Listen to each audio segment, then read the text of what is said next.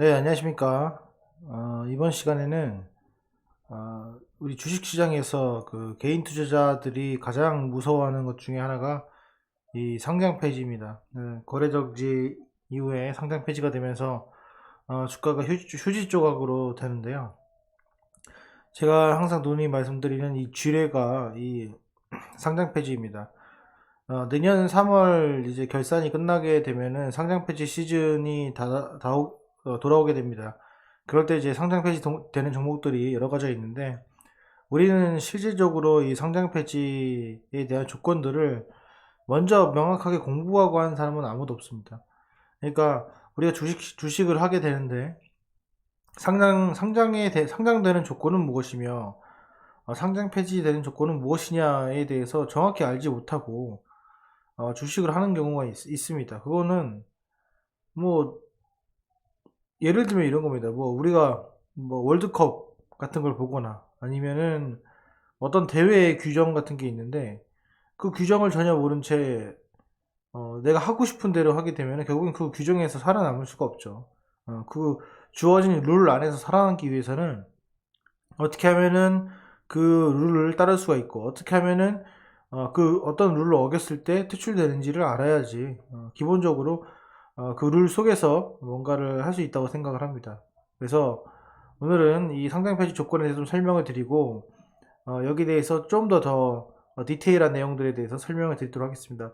지금 보시는 내용은 KLX 홈페이지에 들어가셔가지고 주권 상장, 상장 폐지를 누르시면 됩니다. 우리가 알고 있는 코스피는 여기서는 이제 유가 증권 시장이라고 표현을 합니다. 과거에 코스닥이 없었을 때 이걸 유가 증권 시장이라고 표현했기 때문에 계속 지속적으로 사용을 하고 있습니다. 여기 보시게 되면은 왼쪽과 오른쪽 두 개가 나눠져 있는데요. 관리 종목 지정과 상장 폐지 기준이 있습니다. 즉 무슨 말이냐면 상장 폐지가 되기 전에 상장 폐지의 조건에 부합하기 전에 먼저 이 종목은 상장 폐지가 될 가능성이 크기 때문에 관리 종목으로 지정을 하자라는 내용이에요. 그래서 관리 종목 지정에서 지금 보시면은 관리 종목 지정으로 이제 표시가 되어 있는 것들이 있습니다. 예를 들면은 자 여기 주가 종목에서 보시면 대상 변경에서 관리 종목이라는 게 있죠. 여기를 이제 제외 종목을 체크를 해야 되는 거예요. 그러니까 여기 보시면 내가 검색을 했을 때 제외 종목이 관리 종목은 제외한다. 이런 이 체크만 하나 하더라도 일단은 상당히 많은 종목의 지뢰들이 제거가 됩니다. 그래서 이 점 꼭 파악을 해주시면 될 것 같고요. 관리 종목은 쭉 있는데요. 여기 보면은 왼쪽 같은 경우에는 관리 종목 지정은 정도가 심하긴 하지만 엄청 심하지 않은 경우를 커트라인을 정해놨고 오른쪽 같은 경우에는 이거는 도저히 회사의 가치로서는 힘들다. 상장사라고 말할 수 없을 정도로 처참하다. 이렇게 나왔을 때가 이제 오른쪽입니다. 그래서 여러 가지가 있는데 흔히 있을 수 있는 일들에 대해서 좀 말씀을 드리겠습니다. 뭐 정기 보고서 미제출, 감사인 의견 미달, 뭐 이런 것도 있을 수 있는데 이런 건 완전 기본적인 거죠, 그렇죠? 네, 기본적인 것 때문에 이런 건 넘어가고요. 그 다음 나올 수 있는 것은 이 바로 자본 잠식입니다. 그 대주주가 자본금을 가지고 회사를 설립해서 그 자본금이 주식회사를 설립해서 투자를 받고 해서 점점 늘어나게 되죠. 그런데 여기 보시면 자본 잠식이 있습니다. 자본 잠식이라는 건 뭐냐면 자본금에서 자본 총계를 빼서 자본금을 나눈 거예요. 그러니까 즉 무슨 말이냐면 자본금을 까먹는 겁니다. 예. 그래서 50% 까먹었다. 그러면은 문제가 되는 건데 100%다 까먹으면 어떻게 되죠? 예. 100%다 까먹으면 상장 폐지예요. 그렇기 때문에 뭐 자본금을 98% 감자를 한다든지 뭐 100% 감자를 안 합니다. 예, 그쵸? 그리고 자본금 50% 까먹었잖아요. 그럼 그 다음날 어떻게 합니까? 감자를 하든지 유증을 하든지 해가지고 다시 바꿔놔요. 50%가 안 되게. 예, 그게 가장 그게 야비한 방법 중에 하나입니다. 그래서 여러분들이 이 자본 잠식과의 관계는 유증도 포함이 돼 있고 그리고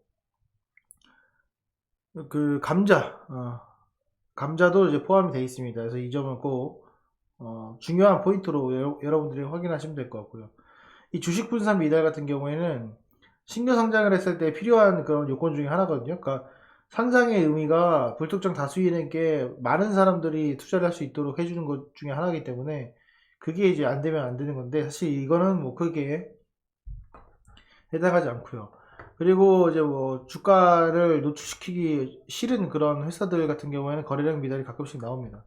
이렇게 나오고, 근데 이거는 거래량 미달은 우리가 역으로 활용할 수 있는 게 뭐냐면, 이런 종목들 같은 경우에는 이제 거래가 없기 때문에 무상증자, 그런 것들을 많이 하게 됩니다.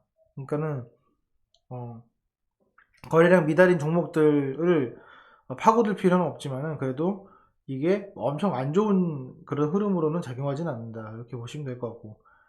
자, 그리고 여기는 지배구조 미달, 이거는 뭐 넘어가고요. 그 다음에 매출액 미달이 있습니다. 보시면 최근 사업년도 50억 미만이고요. 2년 연속 매출액 50억 미만이에요. 50억 미만인 회사 투자하고 싶습니까? 투자하기 싫죠. 지하 저기 있는 괜찮은 구멍가게 아니면 뭐 큰 슈퍼마켓 같은 경우에는 매출액이 50억이 넘습니다. 그러니까 슈퍼마켓도 보다 못한 그런 회사가 상장되어 있다고 하는 거기 때문에 이걸 이렇게 보시면 될 것 같습니다. 근데 사실은 이 매출액은 이제 부풀리기 나름이기 때문에 50억 미만으로 이제 상장 폐지가 되는 경우는 상당히 적습니다. 밑에 보도록 하겠습니다. 자, 여기 보면은 뭐 파산 신청이 있는데 그 뒤에 이제 뭐가 있냐면, 여기 보십시오.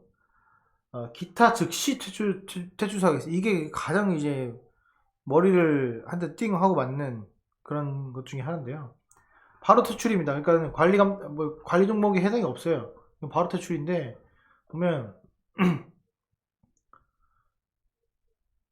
우회 상장 기준 위반, 그 다음에 뭐 법적으로 위반이 되는 경우가 있고, 그 다음에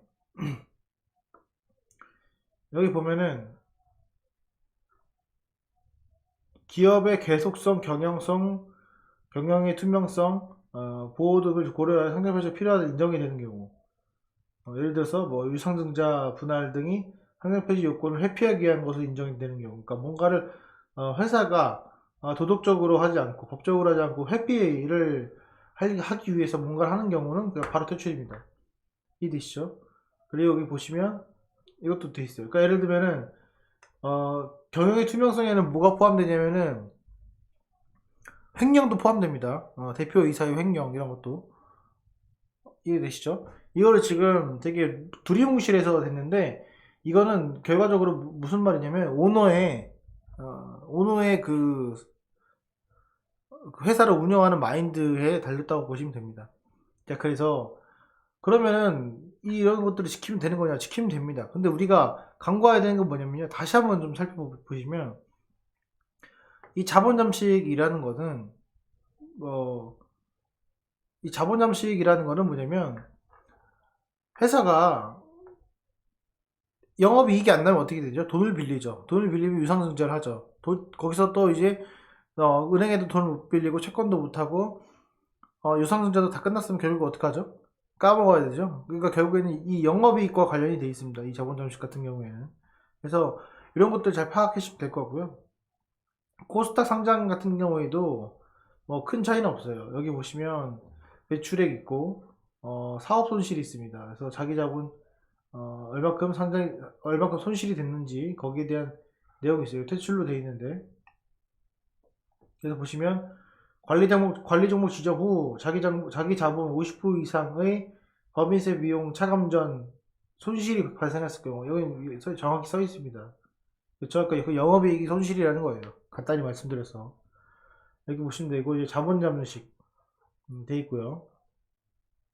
여기는 이제 시가총액이 또 나와 있고 거래량도 나와 있고 이렇게 있습니다. 불성실 공시도 나와 있고요. 이것도 보시면은 뭐 여러 가지 이유들이 똑같습니다. 비슷한 요건인데, 이제 그 코스피와 코스닥의 가장 큰 차이점은 기준점이 조금 완화되는 거예요. 숫자가 들어가 뭐 50%, 뭐 30억 이런 것들이 조금 완화가 돼서 했을 뿐이지 전반적인 그 토대는 똑같다. 그래서 제가 드리는 말씀에서 항상 말씀을 드리지만은 지뢰를 피해야 된다. 지뢰를 밟으면 안 된다라는 말씀을 반드시 명심을 하시고, 그런 종목은 단기간에 뭐 급등을 하더라도 절대로 매매하시면 안 됩니다. 그 매매를 하셨다가 그동안 여태까지 버는 거 한 방에 날립니다. 단타, 손절 그런 거 없습니다. 네. 여러분 장중에도 거래 정지가 당하고요. 장 끝나고도 거래 정지가 당하고, 아침에 일어났더니 거래 정지가 당하고, 여러 가지 많습니다. 그러니까 나는 안 그러겠지라고 생각하시지만은, 지금 여기를 보시면요, 영업이익이 손실인, 최근 결산 손실인 종목들을 검색을 해보면요, 682개가 나오고요. 결과내 검색해서 추가를 하면은 거의 1000개에 가까운 종목들이 나옵니다. 지금 무슨 말이냐면, 지금 2400개에 육박하는 상장 종목 중에서 600개가 마이너스 적자 종목이에요. 680개가. 이 전체 검색어 누르면 이게 완전 정확하진 않습니다. 근데 대략적으로 봤을 때는 한 700개죠. 그쵸? 그럼 얼마입니까? 네? 얼마예요? 20%에서 25% 사이가 지금 적자 종목이라는 거예요. 이게 심각한 거 아닙니까? 여러분들, 지뢰는 아주 내 가까이에 있습니다. 그리고 유혹합니다. 지뢰 위에다가 맛있는 것도 있고요. 꽃도 있고 아주 아름답게 해놨습니다. 그거를 주우려고 밟는 순간 저희 하늘나라로 갑니다. 그러니까는 수익이 안 나도 좋다는 것을 상장 폐지를 당하는 순간 깨닫게 돼요. 그제서야.